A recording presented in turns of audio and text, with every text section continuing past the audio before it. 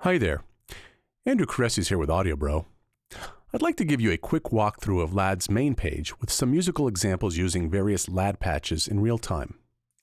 In this video, I'll touch on all the controls and features on the main page as well as take a peek at the sequencer and other pages where applicable. However, we will have separate LADD videos featuring the LADD sequencer, tuner, mixer, and key effects pages, so stay tuned for those. So in the following musical examples, I'll play you some single hits patches in isolation and combined, so you can hear the patches naked, out of the box so to speak, with no external processing or external mastering effects of any kind. Okay, so let's get started. Right here we have a patch called Orchestral Toms, and below that Floor Toms Ensemble and Metals A. We're going to start with Orchestral Toms, and although LADD has all these great features of sequencers and key effects and all that stuff, you can still play all the LADD patches as a simple sampled instrument. That means just by playing it in real time like this. Here we have the lower keys, the toms, and up here we have the rims. But for the sake of this demo, I'm just going to be playing these sequence keys right here because I'm not a great keyboardist and it's a lot easier for me. These are the sequence keys, these red keys right here.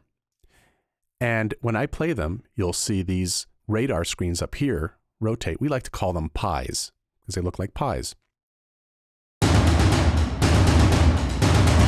I'll open up a sequencer briefly for you just so you can see what's going on behind the scenes. Notice as I'm playing these keys, you're able to see the different sequence data below on the sequencer. But we'll have a follow-up video on just the sequencer, but I just wanted to show this to you briefly so you can have an idea of what's going on in the background. Okay, so back to the main screen. As you can see here, you have the sequences, and above them you have these mute buttons. You can mute the sequences individually, and also you have these key assignments. So they can be assigned to C1 through G1, so that way if you want, you can combine several sequences on the same key. And below that, we have these controls right here. There's volume, dynamics, and length. The volume control is CC11, also known as expression. And this control can change the volume of the patch without changing its performance. So let's give you an example.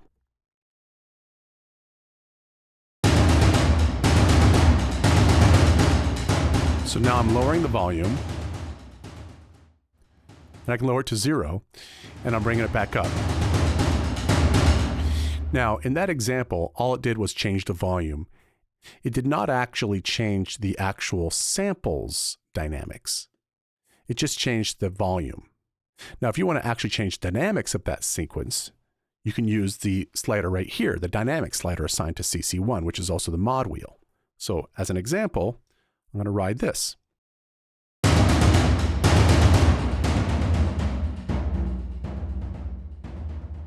Now, as you can hear that, I'm down at pianissimo, and I'm going to ride it back up to forte.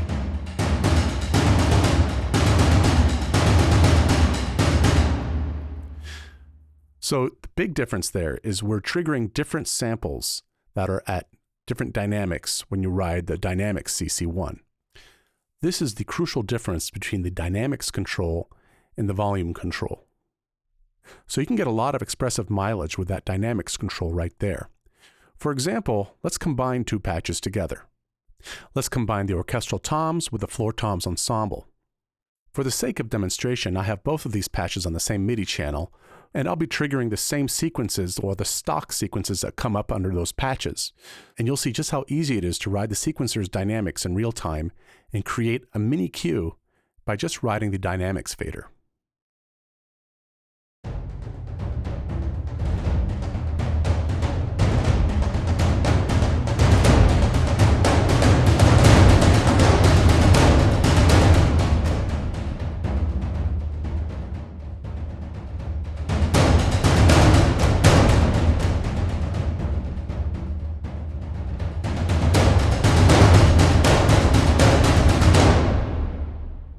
So there's an example of the expressive range LADD can have while using the dynamics control.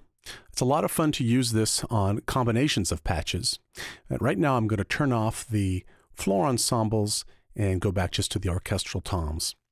And right next to the dynamics control, you'll see the length control. This control changes the lengths of the notes you play in real time.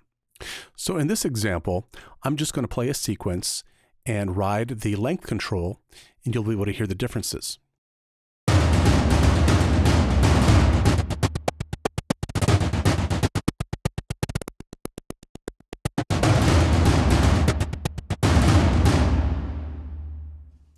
So you get the idea. You can have a lot of fun with this control, and you can completely alter the sound just by changing the length.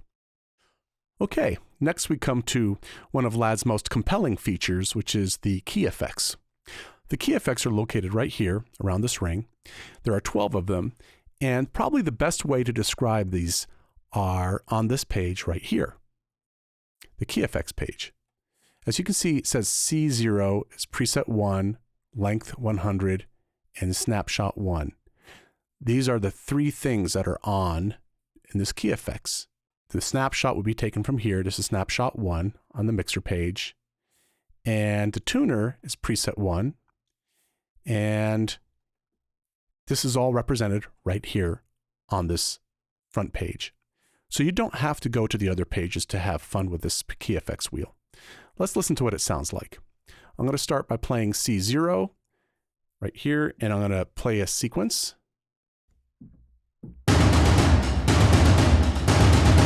And now I'm going to key switch to G sharp. And you can see the whole mix changed. Go back to C0, G sharp. Now, if you'll notice right here, you'll see the filter activity light is on, and when I go to C0, it's off. What's happening there? If you look at the mixer, right now we have the filters on. If I go to C0, no filters are on.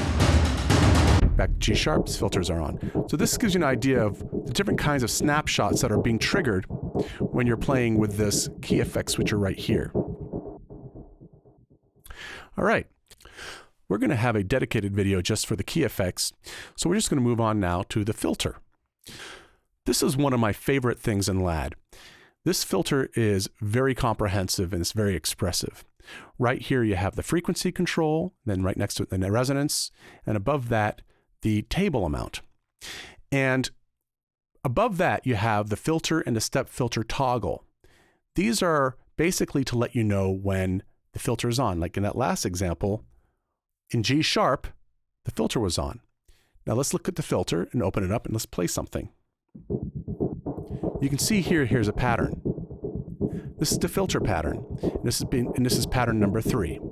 Now I can change this filter by just drawing on it, and let's draw on the whole second half of it and do something like this.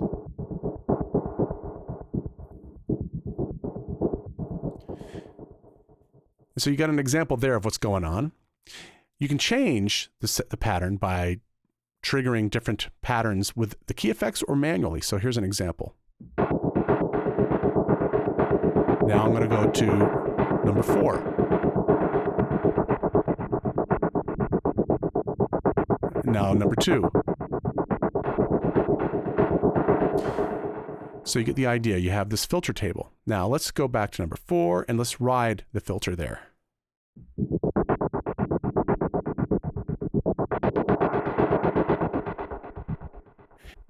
Now the table amount dictates how much the table is going to modulate the filter.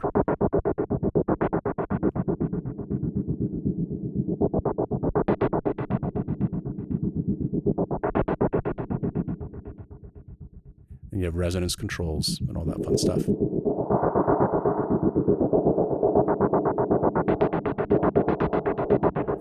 So you get the idea. We've done all the programming for you, so we have interesting filter sequences so that you don't have to take time to do that. And they're in here, these different presets, or you can program your own and you can save them to disk right here. Next, moving along, we have the setup area. This is where you can set your input quantize for the key effects notes. Key effects are the black, the sequence are the red, And above the red, starting at G sharp all the way to the top of the keyboard, are your regular notes where just all the samples are mapped. And you can decide how you want your input quantize to be set there. Below that, you have an animation drop down, which lets you unload some of the resources for animation so that you can free up your CPU resources. Then next, we have the sequence section. And here you can choose between straight or triplet. And this is a global setting, so you can have your sequences playing in triplet mode or straight mode. Beyond that, you have the round robin or random settings for all these single hit patches. There we have a swing option, which we'll come back to in a second. Here we have the humanize and spread. This is a very interesting option. This lets you basically change the performance and make it sound more human. So let's play that sequence again. Let's put it to C0 and play a sequence.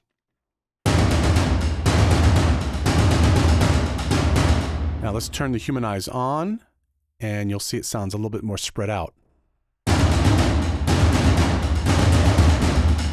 And let's actually exaggerate it a little bit, and you got it much more pronounced. Gotta turn it off. Everything's way, way tighter. Sometimes you want to have a little bit more chaos or humanization, so to speak, and this is where you can control that. This bottom spread button here lets you change the amount of unison notes. So when something's played at unison or at the same time, it lets you spread the timing out so that they're not all playing at the same time. Whereas this humanize button right here lets you just change overall the timing of all incoming notes. Now, let's go to the swing button. For the swing button, we're actually going to change patches. We're going to mute this Orchestral Toms and turn on the metals patch. And let's look at the swing button with this metals patch here. Okay, I'm going to play the first sequence on the metals patch. And now I'm going to turn on the swing feature. I'm setting it very subtly. Actually, I really like it between 10 and 15%. Just give a little hint, and you can start to bring it up. And I'll turn it off. Back in. Dial it down a little bit.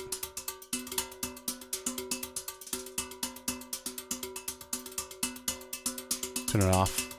Anyway, you get the idea. And it's a very smooth and natural sounding swing. Moving along, we have the velocity curve. This lets you change the velocity scaling of your performance, either in real time or through the sequences. And you can ride this knob to get various shapes, or you can draw your own. But it's also, interestingly enough, a very cool real-time feature. Let me give you an example. I'm going to play this same metals patch.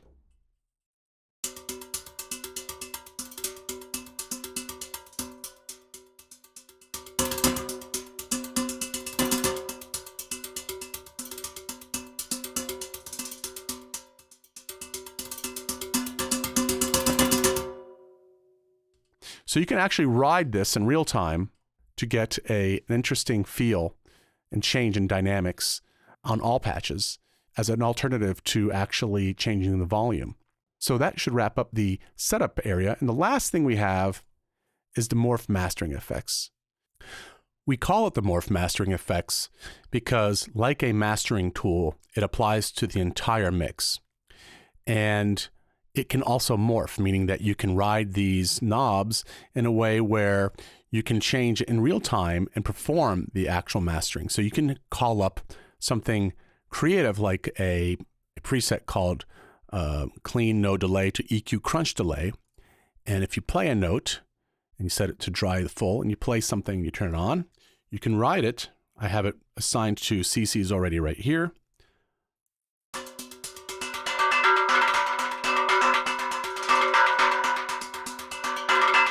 Right, there you go. That's an example.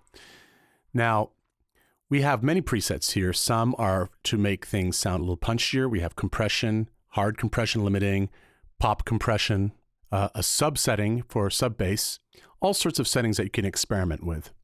But you can bypass it or you can leave it on, and it's up to you. Anyway, this pretty much covers the main window.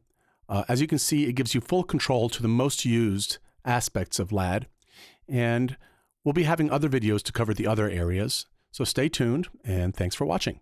Take care.